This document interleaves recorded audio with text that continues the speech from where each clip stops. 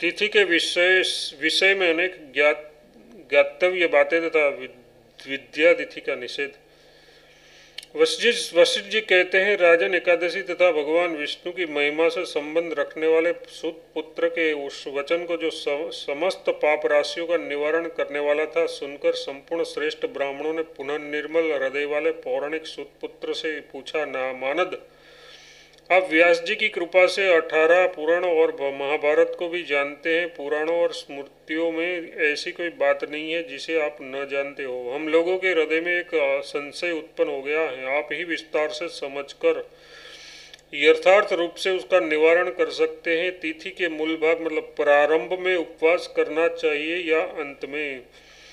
देव कर्म हो या पितृकर्म, उसमें तिथि के किस भाग में उपवास करना उचित है, ये बताने की कृपा करें। सौत ने कहा, महर्षियों, देवताओं की प्रसन्नता के लिए जो तिथि के अंत भाग में ही उपवास करना उचित है, वही उनकी प्रीति बढ़ाने वाला है। पितरों की तिथि का मूल भाग ही प्रिय है, ऐसा कालज्ञ पुरुषों का कथन है। अतः 10 गुने फल की इच्छा रखने वाले पुरुषों को तिथि के अंत भाग में ही उपवास करना चाहिए। धर्मकामी पुरुषों को पितरों की तृप्ति के लिए तिथि के मूल भाग को ही उत्तम मानना चाहिए। विप्रगण धर्म, अर्थ तथा काम की इच्छा वाले मनुष्यों को चाहिए कि द्वितीया, अष्टमी, षष्ठी और एकादशी तिथियां यदि पूर्व विद्या हो, यथार्थ पहली वाली तिथि से युक्त हो, तो उस दिन व्रत न करे। द्विजवरों, सप्तमी, अमावस्या, पूर्णिमा तथा पिता का वार्षिक श्राद्ध दिन, इस दिनों में पूर्व विद्या तिथि ही ग्रहण करनी चाहिए। सूर्योदय के समय यदि थोड़ी भी पूर्व तिथि हो तो उससे वर्तमान तिथि को पूर्व विद्या माने। यदि उदय के पूर्व से ही वर्तमान तिथि आ गई हो तो उसे प्रभुता समझे। पारण तथा मनुष्यों के मरण में तत्काल वर्तनी तिथि ग्रहण करने योग्य मानी गई है। पितृ कार्य में वही तिथि ग्राह्य है जो सूर्यास्त काल में मौजूद रहे। विप्रवरों, तिथि का प्रमाण सूर्य और चंद्रमा की गति पर निर्भर है। चंद्रमा और सूर्य की गति का ज्ञान होने से कालवेता विद्वान तिथि के काल का मान समझते हैं। इसके बाद अब मैं स्नान, पूजा आदि की विधि का क्रम बताऊंगा। यदि दिन शुद्ध न मिले तो रात में पूजा की जाती है। दिन का सारा कार्य प्रदोष मतलब रात्रि के आरंभ काल में पूर्ण करना चाहिए। ये विधि व्रत करने वाले मनुष्यों के लिए बताई गई है। विप्रवरों, यदि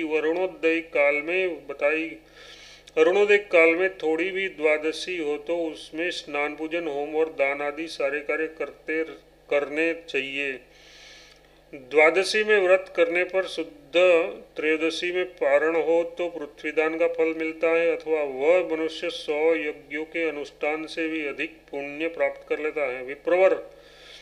विप्रगण, यदि आगे द्वादशी युक्त दिन न दिखाई दे तो यथार्थ द्वादशी युक्त त्रयोदशी न हो तो प्रातःकाल ही स्नान करना चाहिए और देवताओं तथा पितरों का तर्पण करके द्वादशी में ही पारण कर लेना चाहिए। इस द्वादशी का यदि मनुष्य उल्लंघन करे तो वह बहुत बड़ी हानि करने वाली होती है। ठीक उसी प्रकार जैसे विद्याध्ययन करके समावर्तन संस्कार द्वारा मनुष्य स्नातक न बने तो वह सरस्वती उस विद्वान के धर्म का अपहरण करती है। क्षय में, वृद्धि में अथवा सूर्योदय काल में भी पवित्र द्वादशी तिथि प्राप्त हो तो उसी में उपवास करना चाहिए, किंतु पूर्व तिथि से विरुद्ध होने पर उसका अवश्य त्याग कर देना चाहिए।